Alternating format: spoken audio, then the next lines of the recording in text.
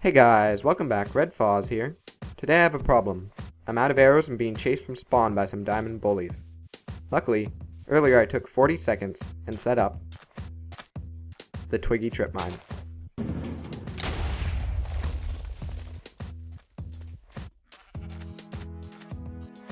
So, once you've acquired the item shown in my hotbar and found a suitable location close to your server spawn, you're ready.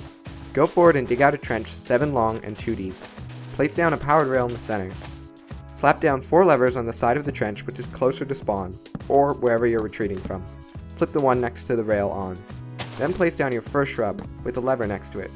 Cover up all the places where you've placed levers or shrubs.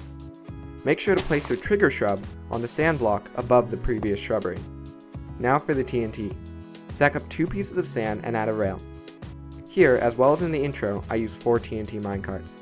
To finish it off, hop down, then break, and most importantly, replace the block with the shrub growing off of it. The trap is now done. Test it out. Here's the trap in its strip form. Most of the levers here are just used to support the sand, and thus could be exchanged for any block that allows entities to move through, like string, pressure plates, or carpets. Now if you're worried about this trap being broken in 1.8, as it relies on cheaty sand, there's a modified version that can be built anywhere and requires no sand or gravel. I'll let this build run. Just a couple of pointers. I place down a poppy next to the space where the rail is so that when the trap is covered up, I still know where to place down the trigger redstone. The idea behind this trap is instead of breaking a shrub, you place down a single piece of redstone to activate it. The redstone updates a powered rail, which is in a bud state, sending your TNT minecarts flying. Now if you're worried about your timing in the heat of battle, just build a couple in a creative world. Here's a useful tip. You can place a shrub over your final lever. Now you have an idea of where your explosion will be centered, helping you with the timing. For all these traps I've used 4 TNT carts, and honestly if you understand the timing that's all you need to take down a full diamond full protection player. But if you want to add more, that's fine. I'd suggest using 6 carts, as after that the increase in power becomes asymptotic. At the top of the screen, you can see the difference between 4 carts and 6. 4 being on the left, 6 being on the right. The red clay represents the area in which you are ensured to kill, if you count fall damage. The purple represents an area that would critically injure the player, maybe leaving them with 1 to 3 hearts.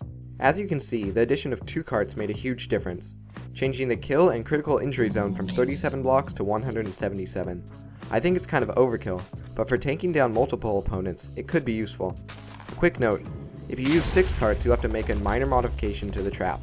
Simply extend your tunnel by 1 block, as shown in the top right. Before ending, I want to mention one big plus to this trap that might not be readily apparent. This trap, unlike most, is discriminate, meaning you can choose your targets, allowing you to take out specific threats and not just random players. For this reason, on survival servers, I use this trap the most. I set up a couple of these outside spawn, and then when I'm really in a pickle, I retreat to them and the problem's solved. Well, that's all I have to say about the Twiggy Trip Mine. If you want to see more, hit the subscribe button. See you guys later. Red Foz out.